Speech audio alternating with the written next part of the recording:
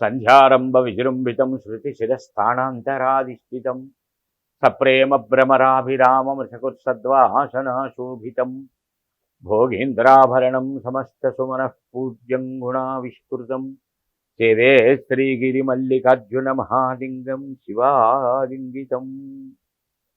ఆధ్యాత్మిక మిత్రులారా, ఈ భవిష్యత్ దర్శిని కార్యక్రమంలోని మాలలు వాటి మహిమలు అనేటువంటి కార్యక్రమానికి హృదయపూర్వక స్వాగతం. మీ Yogananda Sharma, Sripeetamu Rudrakshasala and Navaratna emporium, new Nallakunta, Shivam road, Hyderabad and Manikonda, Hyderabad and Chennai Palavakkam. Phone number 9494097777. Since 1990 reach your destination. ఆధ్యాత్మిక మిత్రులారా, ఈ మాలలు మహిమల్లో ఇప్పటి వరకు పసుపు పచ్చటి వర్ణము, ఎర్రటి వర్ణంలో ఉన్నటువంటి అంబర్ మణిమాల గురించి తెలుసుకుందాం. ఈరోజు అంబర్ నీల మణిమాల, నీల వర్ణంలో ఉన్నటువంటి మణిమాల గురించి తెలుసుకుందాం. నీలవర్ణం నీలగంధం నీల పుష్పం నీల ఛత్రధ్వజరథ పతాకాది శోభితం దివ్యరథ సమారూఢం మేరుం ప్రదక్షిణీకుర్వాణం కాశ్యపాత్మజం ఇత్యాది అనేక సందర్భములలో నీలవర్ణంగా ఇక్కడ చెప్పటం జరుగుతుంది. శనైశ్చర గ్రహం ఆదిత్యాది నవగ్రహములలో శనైశ్చర గ్రహం ప్రధానం. సూర్యపుత్రుడిగా ఇతన్ని చెప్తారు.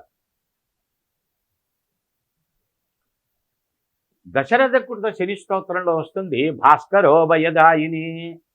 సూర్యభగవాను కూడా భయపెట్టినటువంటి వాట శనీశ్వర గ్రహ భగవానుడు. ఎంతటి గొప్ప ఫలితం అంటే శని ఇచ్చేటువంటిది, మురికి కాలువల మీద 4 మెతుకుల కోసం ఎంగిలిస్తరాకులతో కుక్కలతో కుమ్ములాడుకుంటే దుర్భర దౌర్భాగ్య దారిద్ర్య పరిస్థితుల నుంచి రాష్ట్రపతి అంతకన్నా గొప్ప ఉన్నతమైనటువంటి పోస్టుల వరకు, గోచిగుడ్డ కన్నా దరిద్రం లేదు, రాష్ట్రపతి కన్నా గొప్ప పదవి లేదు అని ఏదో ఉమతక సామెత ఉంది. అంటే సర్వదారిద్ర్య బాధలను ఇచ్చేటువంటి వాడు, అఖండమైనటువంటి యోగములను ఇచ్చేటువంటి వాడు శని. శనైశ్వర గ్రహ భగవానుడు. చూడండి, ఇక్కడ గమనిస్తే నవగ్రహములు 9 గ్రహములలో చంద్రుడు, కుజుడు, సూర్యుడు, బుధుడు, గురువు, శుక్రుడు, రాహువు, కేతువు అన్నారు. శనీశ్వరుడు అన్నారు. ఈశ్వరుడు అంటే సమస్తమైనటువంటి సృష్టికి ప్రభువు అని. ఈశ్వరో నామ ప్రభువాచక అని. ఈశ్వరుడు అంటే సర్వాంతర్యామి, అనేక రకములైనటువంటి ఈప్సితార్థములను తీర్చువాడు, ప్రభువు, రారాజు ఇత్యాది భావములన్నీ ఈశ్వర శబ్దంలో ఉంటాయి. ఈశ్వరో బిందు స్మృత అని దేవి పురాణం చెప్తున్నది. ఈశ్వరుడు ఎలా ఉంటాట? ఒక బిందువు వలె ఉంటాట. బిందువు అంటే గీయండి చక్కటి సున్నా. ఇప్పుడు సున్నా గీశారు, అయిపోయిందిగా. ఈ సున్నాకి స్టార్టింగ్ ఎక్కడో ఎండింగ్ ఎక్కడో చెప్పండి. మీరెక్కడ పెన్ను పెట్టి ఎక్కడొచ్చారో కాదు, నేను గీసి మీకు ఇస్తా. అది స్టార్టింగ్ ఎండింగ్ చెప్పండి. ఆ సున్నా ఎక్కడ మొదలై ఎక్కడో. అంటే ఆది అంతము లేనటువంటి వాడు. మనకి సామెత కూడా ఉన్నది. ప్రతి విషయం మనకి సామెతల రూపంలోనే ఉన్నదండి. ఈయన దరిద్ర బాధక ఆది ఎక్కడో అంతం ఎక్కడో కనిపించట్లేదే అని వాపోతాడు.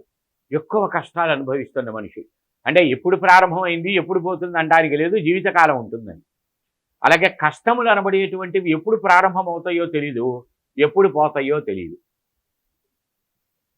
అశ్వప్లుతం వాసవగర్జనంచ స్త్రీణాంచ చిత్తం పురుషస్య భాగ్యం అవర్షణంచాప్యతివర్షణంచ దేవో నజానాతి కుతో మనుష్య అనని వస్తుంది రామాయణంలో ఒక ప్రదేశంలో, అహల్య వృత్తాంతంలో. అంటే వర్షం ఎప్పుడు పడుతుందో, గుర్రం ఎప్పుడు సకిలిస్తుందో, స్త్రీకి చిత్తం ఎప్పుడు ఎలా ఉంటుందో, పురుషుడికి భాగ్యం ఎప్పుడొచ్చి ఎప్పుడు పోతుందో దేవతలకు తెలియదట. కుతో మనుష్య, ఇంకా మానవుడు ఎంత, మనం ఎంత అంటే మనకు ఎలా తెలుస్తుంది అని. అలా వచ్చేటువంటి కష్టముల సుఖముల పరంపరకు ఆది అంతాలు ఉండవు. సుఖానికన్నా అంతం ఉంటుంది, ఆదికి అంతం ఉండదు. కష్టానికి అంతం ఉండదు. ఒక నొప్పి పుడుతున్నది, ఒక పెద్ద దెబ్బ తగిలింది. ఆ నొప్పి ఎప్పుడు పోతుందో ఎవరు చెప్పగలడు? అది కష్టం. సుఖం అనుకోండి, షట్రసోపేతమైనటువంటి భోజనం పెట్టారు. ఓ 10 నిమిషాల తర్వాత, ఓ పావుగంట తర్వాత మన కోరిక తీరుతుందని చెప్పొచ్చు. ఎందుకంటే కడుపు నిండా అన్నం తిన్న తర్వాత ఇక వాడు ఒక చెంచా అమృతం ఇచ్చినా కూడా ఇక మనకు ఓపిక ఉండదు. కనుక సుఖానికి అంతం ఎప్పుడో తెలుస్తుంది, కష్టాలకి మానవుడికి అంతం ఎప్పుడో తెలియదు, లాభానికి అంతం ఎప్పుడో తెలుస్తుంది, వ్యసనానికి అంతం ఎప్పుడో తెలియదు. ఒక దుర్వ్యసనం ఉంది, అది ఎప్పుడు అంతమవుతుందో చెప్పలేము. ఎంత ప్రయత్నం చేసినా కూడా అది అవనే కూడదు, అయిన తర్వాత ఒడ్డున పడలేము. అది శనీశ్వర గ్రహం ఇచ్చేటువంటి గొప్ప లక్షణం. అందువల్ల అతన్ని శనీశ్వరుడు అన్నారు. ఇంకా ఎంత గొప్పవాడు, ఇతని యొక్క బాధలు ప్రారంభమైనవి, దశ ప్రారంభమైందంటే పరమేశ్వరుడు, ముక్కోటి దేవతలు అందరూ కూడా పరమేశ్వరుని నమస్కరిస్తున్నారు. ఈ దేవతలంతా కూడా గబగబ గబగబా శని వస్తున్నాడని చెప్పేసి తెలిసి గబగబా ఎక్కడ వాళ్ళు అక్కడ ప్రార్థనలు చేసేసుకుని స్వామికి దండం పెట్టుకుని వెళ్ళిపోయారు. పరమేశ్వరుడు నవ్వుతూ కూర్చున్నాడు. శనీశ్వరుడు నమస్కరించుకుంటానికి వచ్చాడు. నమస్కరించటానికే వచ్చాడు, పట్టడానికి రాలా. శనీశ్వరుడిని చూసి పరమేశ్వరుడు అన్నట్ట, ఏంటి ఇక్కడ శని గొప్పవాడా పరమేశ్వరుడు గొప్పవాడా, పరమేశ్వరుడికి కూడా ఇంత ఈ తర్కం పనికిరాదు. శని ఎంత గొప్పవాడు అంటానికి చెప్పబడిన ఉదాహరణ, అంతేగాని ఇక్కడ పరమేశ్వరుడు తక్కువ శని ఎక్కువ అని కాదు దాని భావం. సరే, వెంటనే ఏమిటి స్వామి అంత చిరునవ్వుతోటి ఉన్నారు అని అడిగాట శని. ఏమి లేదు రాడు వస్తూనే అనేసరికి అందరూ పారిపోయారు, ఎందుకు అంత భయం అని.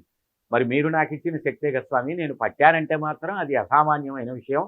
భాస్కరో భయదాయనే, సూర్యభగవానుడే భయపడిపోయాడు నా దెబ్బకి, నీ తలకాయలే అన్నాడు. ఇట్లా మాట పెరిగింది. సరే స్వామి చూద్దాం, సృష్టి కార్యక్రమంలో ఎవరి శక్తి వాళ్ళకి మీరే ప్రసాదించారు కనుక నేను నా కర్తవ్యం నేను పాటించవలసిందే, రేపొద్దున 10 గంటలకల్లా వచ్చి పట్టుకుంటాను అన్నట్ట. 10 గంటల దాకా చూసి పరమేశ్వరుడు విడుదుంపదేగా నేను ఇచ్చిన శక్తి ఎందుకు వచ్చిన తలకాయ నొప్పని ఒక సప్త సముద్రంలో అవతల చీమలు దూరని చిట్టెడవి, కాకులు దూరని కారడువని మన తెలుగు కథల్లో చెప్పినట్టుగా ఓ మర్రి చెట్టు త్వరలో దక్కున్నాడు 12 దాకా. 12 తర్వాత అభిజిత్ లగ్నం వచ్చింది, ఇది మంచి సమయం అనుకున్నాడు, కైలాసానికి వచ్చాడు. శనీశ్వరుడు కూడా శివుడు అక్కడ కూర్చోగానే శని కూడా లోపలికి వచ్చాడు. ఏమిరా పడతానన్నావు కదరా పిచ్చివాడా, ఏం చేశావు అన్నట్ట. స్వామి, ముక్కోటి దేవతల చేత మన్ననడు నీరాజనాలు అందుకోండి మీ దివ్య పాదాలు సప్త సముద్రాల అవతల ఒక మర్రి చెట్టు త్వరలో దాక్కుండే కర్మ పట్టిందంటే అది నేను మిమ్మల్ని పడితే పట్టిందా, నేను పట్టకుండా పట్టిందా అన్నట్టు. శభాషరా నాయన, నువ్వెంత నిజంగా గొప్పవాడివే, నీకు ఇచ్చినటువంటి శక్తి అంతది. ఈ రోజు నుంచి ఎవరైతే నీకిష్టమైనటువంటి నీలవర్ణంలో నాకిష్టమైనటువంటి మణిమాలను ఎవరైతే ధరిస్తారో వాళ్ళకి, ఎవరైతే శివనామస్మరణ చేస్తారో వాళ్ళకి సర్వదోషములు పరిహరింపబడతాయి, నీ బాధ ఉండదు అని ఈశ్వరుడు చెప్పినట్లుగా మణిమాల వృత్తాంతంలో మనం తెలుసుకుంటాం. అటువంటి ఈ నీల మణిమాలని మనం గనక కంఠంలో ధరించినా, చక్కగా ఒక్కొక్క పూసతోటి జపం చేసిన, మణికట్టుగా దీన్ని ఇలాగా బిగించి ధరించిన, ఏలినాటి శని కానీ, అర్ధాష్టమ శని కానీ, అష్టమ శని కానీ, జయశని కానీ, జన్మశని కానీ, ద్వితీయ శని కానీ, అంటే ఏలినాటి శని, శని దశ, అంతర్దశ, విదశ, సూక్ష్మదశ, ప్రాణదశలు కానీ, దరిద్ర బాధలు కానీ, భూత బాధలు కానీ, ప్రేత బాధలు కానీ, గ్రహ బాధలు కానీ, చోర భయం కానీ, అగ్ని భయం కానీ, రాజభయం కానీ, శస్త్రాస్త్ర భయం కానీ, విషమూలికా ప్రయోగ భయం కానీ, సర్వభయములను పటాపంచలు చేస్తుంది. ఎందుకంటే విషం నీలం వర్ణంలో ఉంటుంది కనుక ఆ విషాన్ని కంఠంలో ధరించి లోకాన్ని కాపాడినటువంటి వాడు గనక నీలకంఠుడు. ఆ నీలకంఠుడి పేరే ఈశ్వరుడు. ఈ నీలవర్ణానికి అధిపతి శని, శని ప్లస్ ఈశ్వర, శనీశ్వర. ఈ శని దోష పరిహారాలు అన్నిటికీ కూడా అత్యద్భుతమైనటువంటి పాశుపతాస్త్రంగా పనిచేస్తుంది ఈ నీలమణిమాల. ఇంకా చాలా విషయాలకి ఇది ఉపయోగం, అన్నీ చెప్పడానికి సమయం సరిపోదు కనుక ముగిస్తున్నాను. కావలసిన వారు 9494040777 ఈ నెంబర్కి కాల్ చేయండి, అపాయింట్మెంట్ తీసుకోండి, డైరెక్ట్గా కలవండి, లేదా ఆన్లైన్లో కూడా పంపించే ఏర్పాట్లు జరుగుతాయి. శ్రీపీఠం రుద్రాక్షశాల నవరత్న ఎంపోరియం హైదరాబాద్.